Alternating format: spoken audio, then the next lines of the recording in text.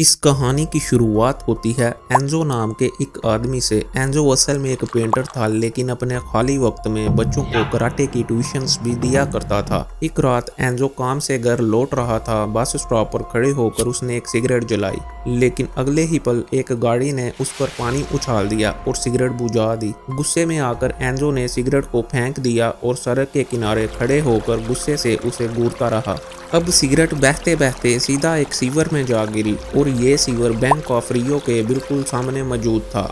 इधर एंजो के दिमाग में कुछ चलने लगा। अब एंजो उस सीवर का पीछा करते हुए एक बड़े से ब्रिज पर जा पहुंचा, जहां से सीवर का सारा पानी बाहर निकल रहा था। इसके बाद वो ब्रिज के नीचे उस सीवर के पाइप के पास गया और आसपास की चीजों का मुआयना करने लगा। और इस दौरान उसके दिमाग में इस बैंक को लूटने का ख्याल आया। अब अगली सुबह एंजो अपने दोस्त सेबेस्टियन के पास गया। उसने सेबेस्टियन को अपने प्लान के बारे में बताया। सेबेस्टियन को भी पैसे की जरूरत थी, इसलिए वो भी इस प्लान के लिए तैयार हो गया। लेकिन मसला ये था कि बैंक लूटने के लिए महंगी मशीन्स, कुछ हथियार और भी बहुत सी चीजें चाहिए थी, और इन दोनों की जेब में एक फूटी कौड़ी भी नहीं थी। अब पैसों का इंतजाम करने के लिए एंजो अपने पुराने दोस्त डिबोजा के पास गया, लेकिन डिबोजा के पास भी इतने पैसे नहीं थे कि वो इस चोरी को फंड कर सके। उसने एंजो को मारियो नाम के एक छोटे चोर का पता दिया। मारियो छोटी मोटी चोरियां करता रहता था। अब अगली सुबह एंजो मारियो के पास गया और अपना प्लान शेयर किया। एंजो ने कहा, अगर ये चोरी कामयाब हो गई तो तुम्हें जिंदगी भर चोरी नहीं करनी पड़ेगी। मारियो पहले थोड़ा कंफ्यूज हुआ, लेकिन फिर मान गया। अब उस रात एंजो और मारियो उस सीवर के पास गए।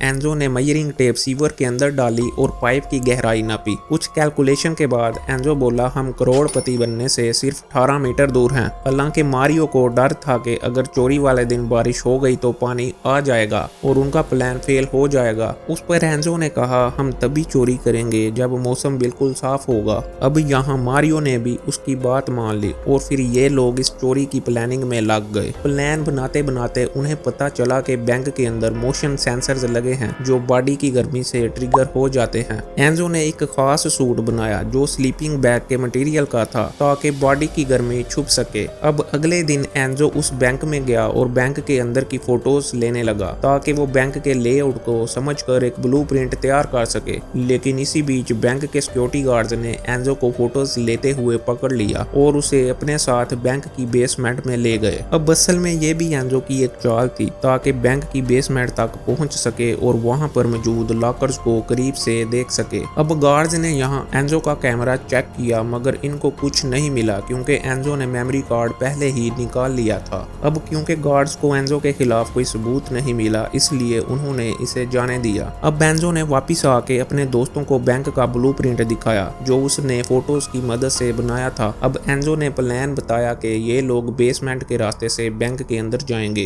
क्योंकि बैंक की सभी लॉकर्स बेसमेंट में मौजूद हैं। अब ब्लूप्रिंट्स मिलने के बाद इन्होंने एक साइकिल की मदद से बैंक और सीवर के बीच की दूरी का पता लगाया। इन्होंने साइकिल के टायर पर एक निशान लगाया और उसे सीवर से चलाकर बैंक तक ले गए, और इस दौरान टायर कितनी बार घुमा उसे काउंट करके इस दूरी का पता लगाया। अब अगले दिन एंजो ने वो एंगल भी कैलकुलेट किया जिस एंगल पर खुदाई करने से वो सीधा बैंक की बेसमेंट तक पहुंच जाएंगे। इसी दौरान एंजो ने मारियो को बताया कि जिस पैसे को हम चुराने वाले हैं उनका इंश्योरेंस है, यानी आम लोगों के पैसे का कोई नुकसान नहीं होगा। अब रात को सब सीवर में गए और टनल खोदने लगे। इसके साथ ही इन्होंने एक नए बंदे अल्बर्टो को भी टीम में शामिल किया, जो चोरी के बाद भागने में इनकी मदद करेगा। इतनी प्लानिंग के बावजूद अब मसला ये था कि बैंक में 400 लॉकर्स थे। अगर एक लॉकर खोलने में 1 मिनट भी लगे तो 400 लॉकर्स खोलने में तकरीबन 6 घंटे लगेंगे। अब अगले दिन मारियो उस बैंक की दूसरी ब्रांच में गया और वहां उसने अपने नेम का एक नया लॉकर लिया, और लॉकर को खोलते वक्त उसने उसके मैकेनिज्म को बहुत ध्यान से समझा।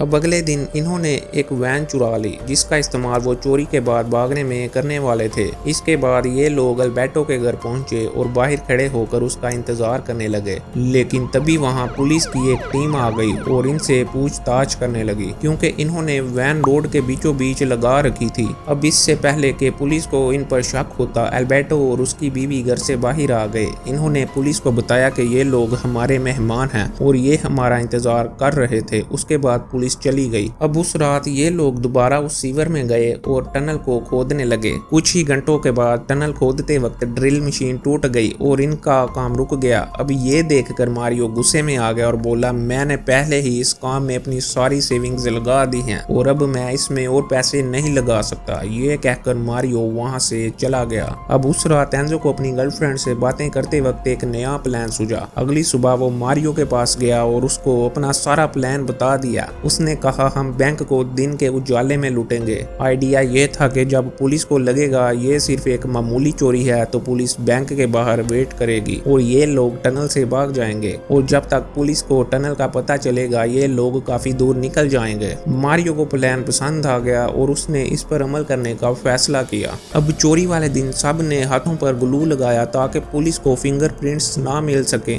इधर सेबेस्टियन सीवर में टनल खोदने के लिए गया। बाकी टीम मेंबर्स नॉर्मल कपड़ों में बेस बदलकर बैंक के अंदर घुसे और अंदर जाकर मास्क पहने और लोगों को होस्टेज बना लिया। इधर बैंक के सिक्योरिटी गार्ड ने कैमरे में ये सब देख लिया और फौरन पुलिस को इन्फॉर्म कर दिया। इधर मारियो ने कैशियर को पैसा भरने का कहा और उधर अल्बर्टो ने पार्किंग गेट अंदर से लॉक कर दिया। अब अगले चंद लम्हों में पुलिस बैंक के बाहर आ गई और बैंक को बाहर से घेर लिया। अब ये सब देख एंजो ने एक होस्टेज को गन पॉइंट पर ले जाकर पुलिस को धमकाया कि अगर अंदर घुसने की कोशिश की तो सबको मार देंगे। अब यहाँ मारियो ने भी गार्ड को धमकाया, उसका फोन लेकर उसे बाहर भेज दिया ताकि पुलिस से बातचीत कर सके और बैंक के कैमरास भी बंद कर दिए ताकि गलती से भी इनके खिलाफ कोई सबूत ना बचे। दूसरी तरफ एंजो बैंक की बेसमेंट में गया और वहां पर मौजूद एक कैबिनेट को साइड पर किया। इधर सेबेस्टियन ने भी अपना काम पूरा कर लिया और वो भी टनल से होता हुआ बैंक के अंदर आ गया। अब अंदर आने के बाद एंजो और सेबेस्टियन बैंक की पार्किंग लॉट में गए और कार की डिग्गी से एक मशीन को बाहर निकाला। इसके बाद ये लोग लॉकर रूम में पहुंचे और इस मशीन को असेंबल किया। दरअसल सेबेस्टियन जो कि एक सिविल इंजीनियर है, उसने एक ऐसी मशीन बनाई थी जो इन लॉकर्स को सिर्फ और सिर्फ 7 सेकंड्स में खोल सकती थी। अब टीम के सभी मेंबर्स ने अपनी घड़ी में एक टाइमर लगाया और इधर एंजो और सेबेस्टियन इन लॉकर्स को तोड़ने में लग गए। अब इसी बीच मारियो को पता चला कि पुलिस वाले बैंक की छत पर आ चुके हैं। अब यहाँ मारियो ने फौरन उस पुलिस कैप्टन को कॉल किया और धमकी दी, अगर तुमने पुलिस को छत से नीचे नहीं उतारा तो बैंक के अंदर मौजूद सभी के सभी होस्टेजेस मारे जाएंगे।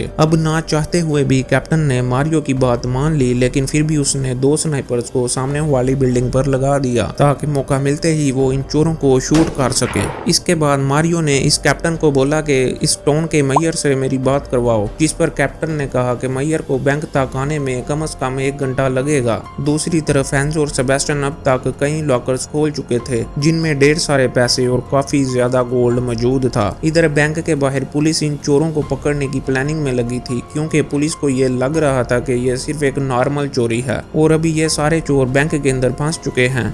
इसलिए कैप्टन ने मारियो को दोबारा कॉल किया और उसे सरेंडर करने का ऑफर दिया। यहाँ कैप्टन मारियो को कहता है कि अगर तुम लोगों ने खुद को सरेंडर कर दिया तो मैं तुम्हें एक सरकारी वकील दे दूंगा जिससे तुम्हें और तुम्हारे साथियों को बहुत ही कम सजा मिलेगी। हालांकि मारियो ने इस ऑफर को एक्सेप्ट नहीं किया और सोचने के लिए कुछ टाइम मांगा। अब इधर हम एक बूढ़ी औरत को देखते हैं जिसका आज बर्थडे था। अब जब मारियो को यह बात पता चली तो उसने उस बूढ़ी औरत को एक चॉकलेट दी और बर्थडे गिफ्ट के तौर पर उस औरत को बाहर भेज दिया। अब थोड़ी देर बाद मायर बैंक के बाहर आ गया और जब कैप्टन ने मायर की मारियो से बात करवाई तो वो उसे गंदी गंदी गालियां देने लगा। इसके बाद मारियो ने कैप्टन से बोला कि अब मुझे किसी मिनिस्टर से नहीं बल्कि अपने वकील से बात करनी है। अब जब कैप्टन ने मारियो से उसके वकील का नंबर मांगा तो उसने उसे एक होस्टेज का नंबर दे दिया और जब कैप्टन ने उस नंबर पर कॉल किया तो मारियो अपनी आवाज बदलकर उससे बातें करने लगा। दरअसल मारियो ऐसा इसलिए कर रहा था कि उसके साथियों को